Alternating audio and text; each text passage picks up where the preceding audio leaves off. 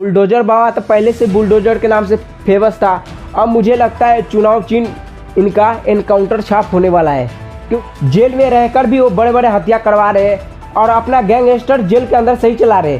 तो इन जैसे बड़े बड़े अपराधियों के ना एक जेल बहुत बड़े एक सुरक्षित जगह हो गया है। ये कहना भी स्वाभाविक है कि इस तरीके से on the spot T20 style में अन्याय अच्छा है। ठीक, तो अतीक अहमद को जो भी अपराधी ने मारा है उसको नाम जान लो, पहले उसका हिस्ट्री जान लो। तो लवलेश तिवारी जो कि 22 साल के बताया जा रहा है, उसके बाद है सनी पुरन जो 23 साल के बताया जा रहा है, और उसके बाद है अरुण मोरिया जो 22 साल माफ़ कीजिएगा 18 साल के बताया जा रहा है। तो ये एक अपराधी जो बताया गया है इसका नाम है, और कितने साल के, इतने कम साल में ये अपराधी दुनिया में एंट्री कर दिया है। और पुलिस बताते हैं कि हत्या करने का पीछे इसका मकसद था फेमस होना। ये फेमस होना चाहते थे और इतने बड़े गैंगस्टर को मारकर उसको आने वाले दिनों में बहुत बड़ा नाम होने वाला था। उन्होंने ये बताया, अभी तक तो ये हमारे को खबर मिला है। उसके बाद इसका अगर परिवार को देखे तो इसके पास खाने का पैसा तक भी कभी कभी नहीं होता है। और इतने बड़ा पिस्टल लाया कहाँ से? तुर्की का पिस्टल बताया जा रहा है कि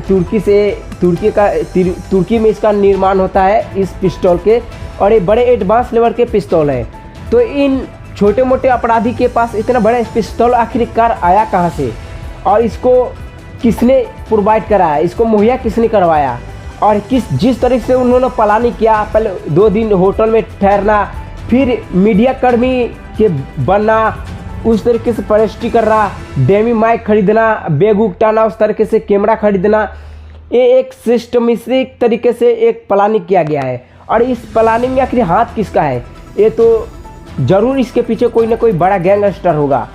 और लोगों को ओपिनियन ही बताएंगे कि इस हमले के बाद, इस हत्या के बाद आखिरकार लोगों के क्या ओपिनियन है। तो लोग यही कह रहे हैं आजकल कि भले गलत तरीके से हुआ लेकिन अच्छा हुआ। तो आखिरकार क्यों कह रहे हैं लोगों कि हमारे अन्याय व्यवस्था पर लोगों के इतना विश्वास नहीं है? क्योंकि हमारे अन्याय व्यवस्था में बड़े से बड़े अपराधी को सजा देने में 20 से 40 साल लगा देते हैं अन्याय। और अतीक अहमद को केस में ये बहुत 1980 के दशक की बात कह रहा हूँ, और 1989 के दशक के, इन्होंने बहुत बड़ा अपराधी में घटना में अंजाम दिया था और कई सारे लोगों के मर्डर कर चुका है और बड़े बड़े नेता को भी टपका चुका है। उमेश पाल के आपने तो नाम सुना होगा। उसके बाद इन ज़मीनों के हड़पने में स्पेशलिस्ट है। उसके बाद जो भी इसके खिलाफ गवाही देता है उसको ये हत्या करवा देता है, या तो किसी न किसी तरह उसको मृत्यु दंड देता है अपने आप। और कोई जज इसके खिलाफ अगर फैसला सुना दे तो जज भी डरता है। आप सोचिए, जो सिस्टम, जो अन्याय व्यवस्था पर आप भरोसा रखते हो और ये सोचते हो कि ये इनको अन्याय देगा, असल में वो अन्याय नहीं देगा, उससे डरते हैं ये अन्याय। मतलब बड़े बड़े जज इसको डरते हैं और 10 जज इसको फैसला सुनाने से डर चुके हैं और उस किसी और जज पर टाल चुके हैं इसका फैसला। मतलब कि जैसे कि फैसला सुनाने के बारी आया तो जज ने बोला कि मैं इस फैसला को नहीं सुनाऊंगा, एक कोई और बेंच क्यों दे दीजिए। तो इसी करते ऐसे करते करते तकरीबन 10 जज चेंज हो चुका है। अभी की बात नहीं है, थोड़ा पुराना डाटा है कोई और हिस्ट्री में। तो सोचिए, जो जज डर गया वो पुलिस वाला क्या करेंगे, है ना, अन्याय व्यवस्था क्या करेंगे। और लोग ऑन द स्पॉट शूट वाले ये मॉडल अन्याय को लोग स्वीकार करने लगा है, उसको बहुत पसंद आने लगा है। लोगों को लगता है कि ऑन द स्पॉट जो फैसला करे वही सच है, वही अन्याय है। और पीड़ित परिवार को अन्याय मिलेगा तभी जब उसको ऑन द स्पॉट फैसला कर दिया जाएगा। लोग भी यही बता रहे हैं कि जो भी किया गया अतीक अहमद के बारे में वो बहुत अच्छा हुआ है और इस तरह के गैंगस्टर के साथ यही होना चाहिए। हम भी कहते हैं कि ये होना चाहिए ज़रूर, लेकिन लोग ये एक सवाल है कि जब इस तरीके से ऑन द स्पॉट अगर फैसला किया जाता है तो अदालत किस लिए है ना, हमारे कानून व्यवस्था किस लिए है। हमारे कानून व्यवस्था पर लोगों के विश्वास पूरा उठ चुका है और इन जैसे बड़े अपराधियों को इस तरीके से खुलेआम जेलों में कोई सोफा पर बैठाया जाता है। मतलब कि इन लोगों के लिए जेल किसी बड़े बड़े महल से कम नहीं है, क्योंकि ये जेल में रहकर इन बड़े बड़े अपराधियों के घटना को अंजाम देता है। पंजाब के गैंगस्टर लरनोई बिश्नोई के बारे में आपने तो सुना होगा। जेल में रहकर भी वो बड़े बड़े हत्या करवा रहे हैं और अपना गैंगस्टर जेल के अंदर सही चला रहे।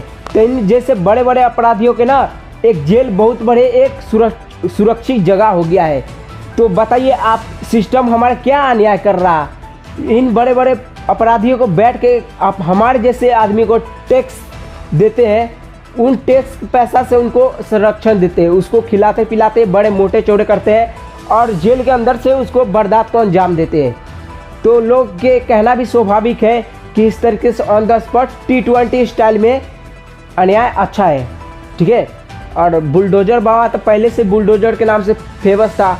अब मुझे लगता है चुनाव चिन्ह इनका एनकाउंटर छाप होने वाला है, क्योंकि यूपी में जिस तरीके से जिस गैंगस्टर के बोल दिया जाता है योगी सरकार के तरफ से कि इसको बख्शा नहीं जाएगा, उसका रहस्यमय तरीके से इनकाउंटर हो जाता है। या तो गड़ी पलट दिया जाता है या तो किसी भी तरह से हो ही जाता है।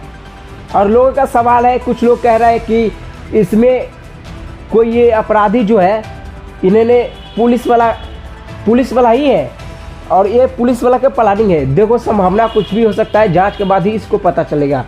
लेकिन ज़्यादातर लोगों के सवाल है जो भी हुआ अच्छा हुआ। तो ये जो अतीक अहमद है गैंगस्टर, ये बहुत बड़े अपराधी था और इसके ऊपर NSA भी लगाया गया है, नेशनल सिक्योरिटी एक्ट NSA इसके ऊपर लगाया गया है। और NSA किसी व्यक्ति पर तभी लगाया जा सकता है जब उसको लगता है कि ये देश के लिए बहुत खतरा है और देशद्रोही मामले में उसको गिरफ्तार किया जाता है। तो दोस्तों आज के लिए इतना ही और फिर मिलेंगे नए एपिसोड में। जब तक मेरे चैनल को भाई सब्सक्राइब कर लो। इस तरीके से डिफेंस अपडेट और न्यूज आपको देते रहेंगे। तो नमस्कार।